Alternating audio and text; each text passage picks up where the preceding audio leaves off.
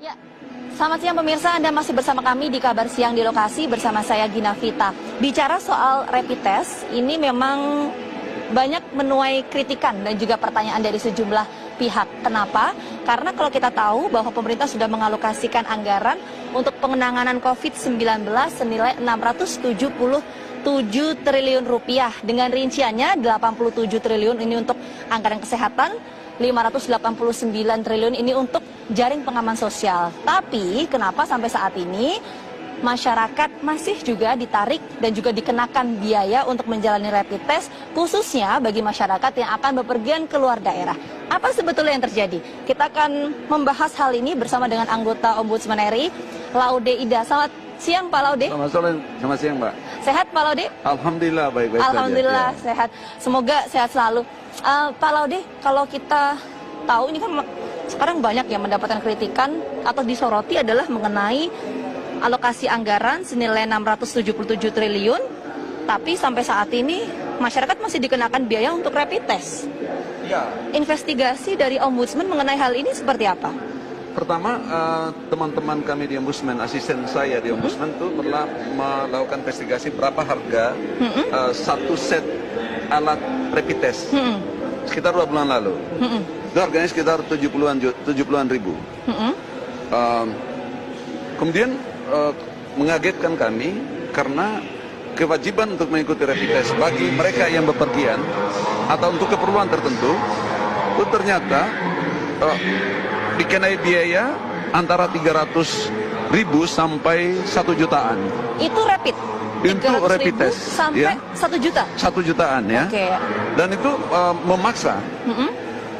Sementara pada saat yang sama pemerintah sudah menganggarkan pada waktu itu 400-an triliun ya. 400-an triliun. Sekarang menjadi 670-an triliun. Cukup banyak. Ombudsman belum melakukan investigasi, dikemanakan saja uang ini. Bagaimana penggunanya? Ya. Siapa yang menggunakan? Apakah juga tidak termasuk biaya-biaya yang harus dikeluarkan waktu melakukan rapid test? Itu belum ada investigasi bagi Ombudsman. Tetapi yang mengagetkan justru tadi, dan bahkan asisten kami yang berpindah dari Jogja saja ke Jakarta, itu bayar rapid test sekitar 350.000 dan hanya memperoleh surat keterangan. Di beberapa tempat di Indonesia ini, di pelabuhan-pelabuhan, di mana-mana, di bandara, saya kira seharusnya menyiapkan rapid test secara gratis. Ya. Karena sudah dianggarkan oleh pemerintah. Dan yang individu yang punya kepentingan untuk bepergian tidak boleh ada biaya ekstra untuk itu, karena ini satu bisnis yang tidak berperi kemanusiaan, memanfaatkan kesempatan ketakutan orang, kecemasan orang untuk memperoleh keuntungan pribadi dan kelompok. Dari mana ada indikasi keuntungan itu, bagaimana Pak? Tidak, ini harganya 70.000 bisa di-charge menjadi 1 jutaan. Oh, artinya awalnya itu 75.000 atau 70.000, terus kemudian naik jadi 300.000 begitu? Iya, bisa menjadi 1.500% keuntungannya. Kalau 100% berarti 150.000. Kalau sudah 1 juta berapa itu?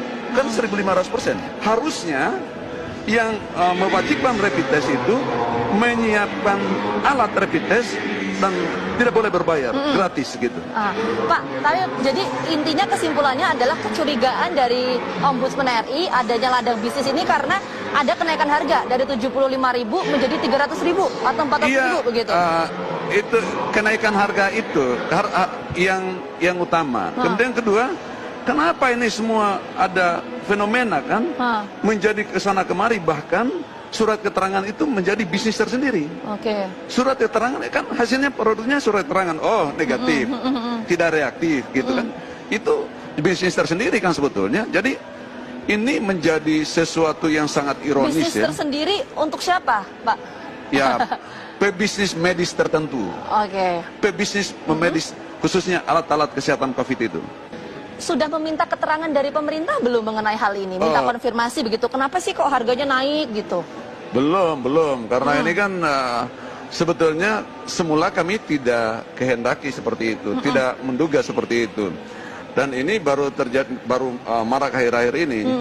Termasuk terus terang saya secara pribadi, termasuk ponakan saya mau balik Kendari ini minggu lalu, tes dulu dia 700.000.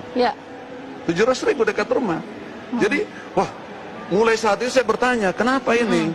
Baru kemudian kita mulai angkat nih sekarang. Nah, kita mau lakukan rapat dan masih terbatas sekali sekarang ini kan. Nanti saya minta teman-teman di kantor juga barangkali untuk mengkoordinasikan satu rapat khusus ini melalui virtual meeting itu untuk mempertanyakan ini. Tapi ini sudah meresahkan masyarakat sekarang. Kita tahu di sejumlah daerah.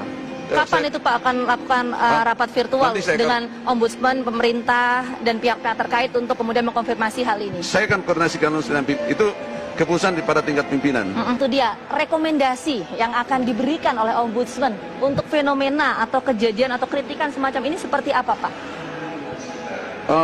Pertama, hentikan memperoleh keuntungan dari rakyat. Itu kan sekarang ini menyedot uang rakyat melalui pemaksaan kewajiban itu dalam situasi yang sangat menakutkan di wabah corona itu. Itu yang pertama. Hentikan kewajiban itu. Kemudian kalaupun ada kewajiban untuk rapid test, maka cukup mengganti biaya produksi rapid test itu. Biaya produksi rapid test itu sekali lagi hanya 70-an ribu tes.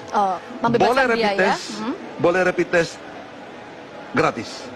Atau paling tidak sejumlah dana, sejumlah biaya sebagaimana biaya produksi alat rapid test itu sendiri. Itu yang kita harapkan dan kita tunggu nanti Pak bagaimana hasil investigasi yang dilakukan oleh Ombudsman mengenai kecurigaan yang tadi Pak Laude sampaikan adanya ladang bisnis ya Pak ya. Kita akan tunggu. Terima kasih Pak Laude atas waktunya telah bergabung bersama kami di Kabar Siang di lokasi. Itu tadi pemirsa sedikit perbincangan saya dengan anggota Ombudsman RI bahwa sampai saat ini pihak Ombudsman RI masih melakukan investigasi untuk mengetahui apa sebetulnya alasan dari peningkatan harga rapid test dari 70.000 sampai 300 bahkan sampai 400.000. Demi